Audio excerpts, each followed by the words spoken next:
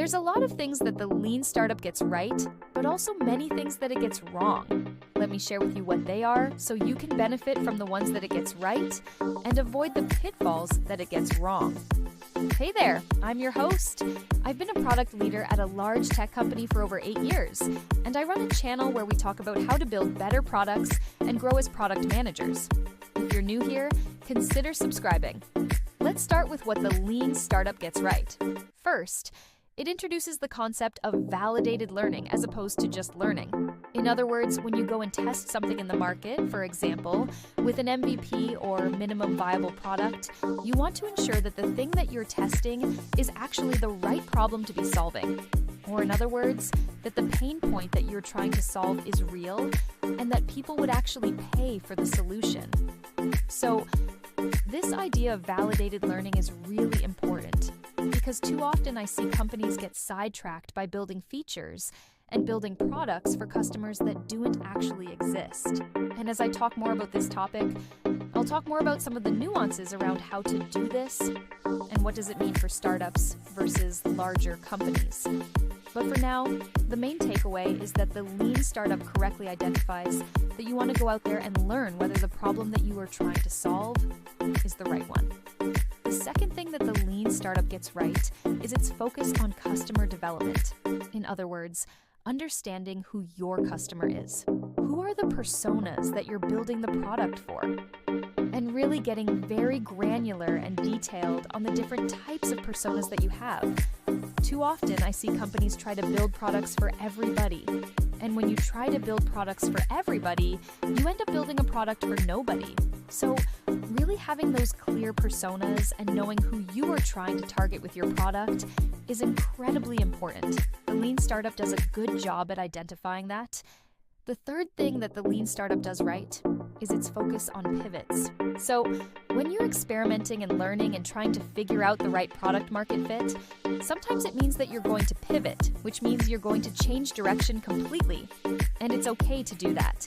It's better to pivot early than to keep doubling down on something that is not going to work. The lean startup identifies that you should be willing to pivot and talks about how the pivot process works.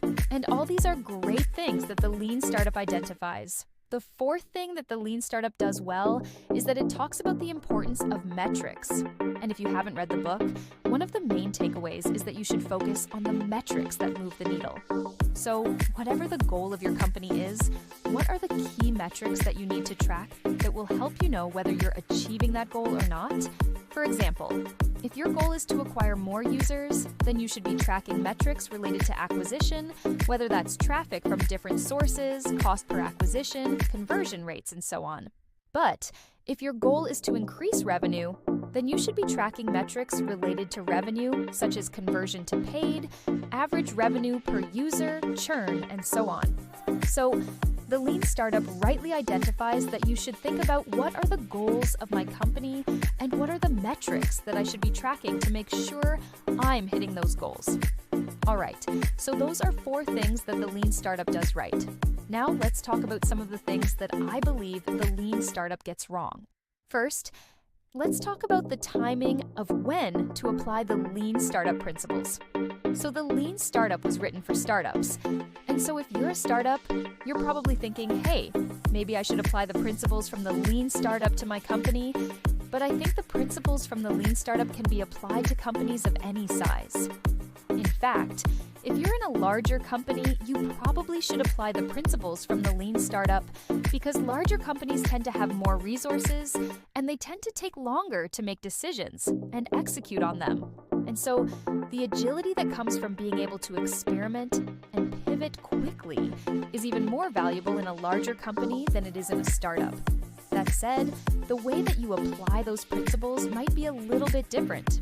For example, in a startup, you might be able to launch an MVP, which is a minimum viable product, meaning a very basic version of your product that allows you to learn as quickly as possible. But in a larger company, you might not be able to launch an MVP. You might instead have to launch a prototype or a demo. And the definition of a minimum viable product or minimum viable change might be a little bit different in a larger company than it is in a startup, but nonetheless, the principles can be applied to companies of any size. So I think that's one of the first things that the lean startup gets wrong. It doesn't really address how the principles can be applied to larger companies. The second thing that the lean startup gets wrong is that it focuses too much on product and not enough on go-to-market. So, when you're trying to bring a new product to market or a new feature to market, there are two main components. One is the product itself. Another is go-to-market, meaning how are you actually going to reach the customers that would buy this product? How are you going to convince them to buy it? How are you going to sell it?